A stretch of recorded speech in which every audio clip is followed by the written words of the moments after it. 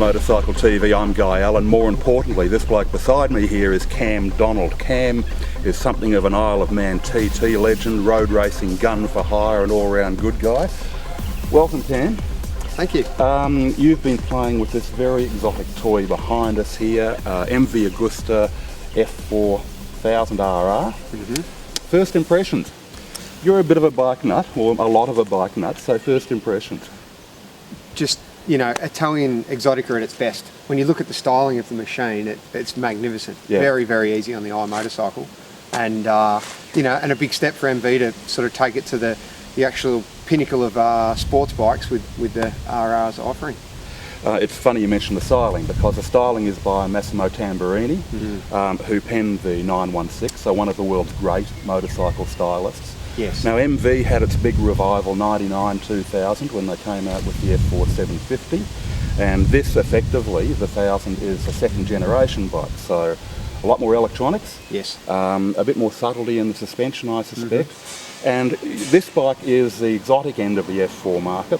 Öhlins has got a pretty big reputation as a suspension manufacturer. They're regarded as pretty close to top shelf. Your impression on the road with it? It's good, it's hard. The bike is firm. The bike is a thoroughbred sports bike and nothing else. From the moment you sit on it, from the seating position, the firm seat and the firm suspension on road, it is sports bike all the way. So it's unforgiving if you like, but it's firm and that's what it is. It's a super bike. This has got Öhlins shocks all round? Yes, it's got the full Öhlins superbike front fork. It's got the TTX high spec Öhlins rear. Also got Öhlins steering damper. You know, lots of bling, top quality components. Brembo, you know, monoblock caliper brakes. Brembo clutch.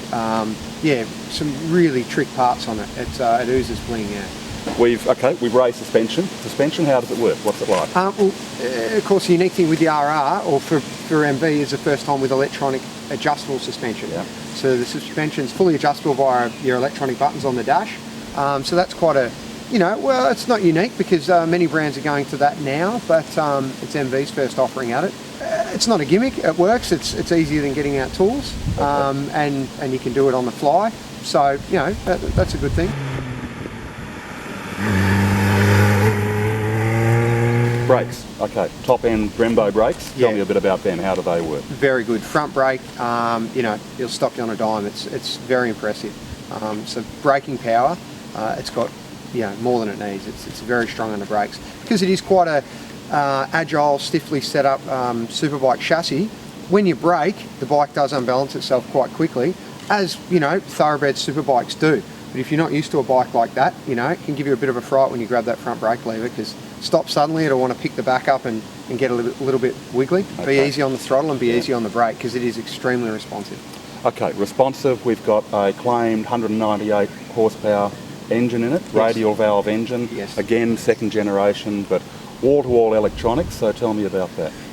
Yeah, I wouldn't debate the horsepower claim. It's got an enormous amount of power.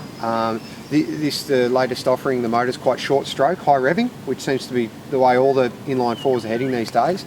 So builds revs very, very quickly, enormous amount of punch up top. Down low is probably the weakest point of the whole package is the throttle connection.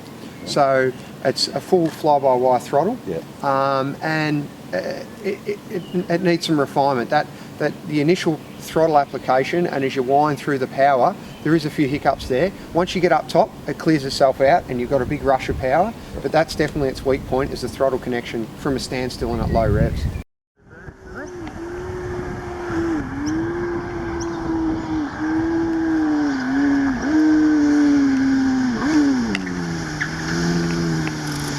Six-speed transmission, thoughts on that? Yeah, it's good. It's good. Now, this bike does incorporate a quick shifter, and it also incorporates a automatic blipper downshift, which is something that some people might not be familiar with. It's now quite common in superbike racing. Yeah. So effectively you can down change without use of a clutch, and the bike blips the engine itself to match the engine speed and help it downshift. The thing is, that really is designed for a race application or for using at high speed. The bike has a safety mechanism where it won't allow you to do that over 12,000 RPM. Right. Which is exactly where you need it to work. So it's good that they're offering that as something quite unique to a street bike, but it probably needs a little bit of refinement to be used where it's needed. Okay, so I've walked in I've given them my cheque for $34,000. I've trundled home.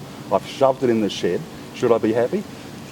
You'll certainly be happy looking at it because it is, as I said, one of the most pleasing motorcycles on the eye that I've ever seen. Performance, there's no doubting the performance. Big horsepower, big strong brakes.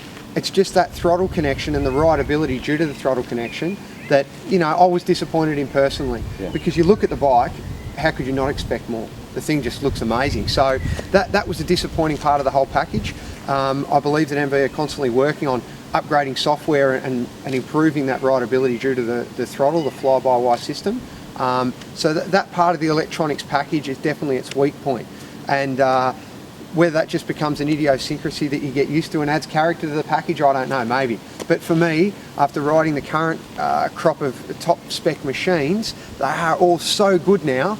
The MV does fall behind in that package, in that section. I'll let you into a little secret. I was looking through the price list and I thought 34, geez, I'm going to have trouble explaining that back at home.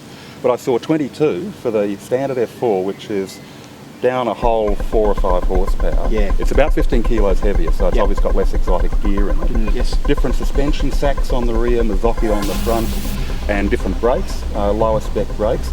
But even so, it's still going to be a hell of a fast bike, and sort of stacking up for the money, I reckon. Well, it is. I guess it reminds me of back, Ferraris a few years ago were notorious for being a little bit undrivable, as beautiful as they looked. And I guess the MV reminds me of that a little bit. I mean, absolute exotica, but it does have its idiosyncrasies. Okay. All right. Well, we'll go and have a play with it. Sounds good.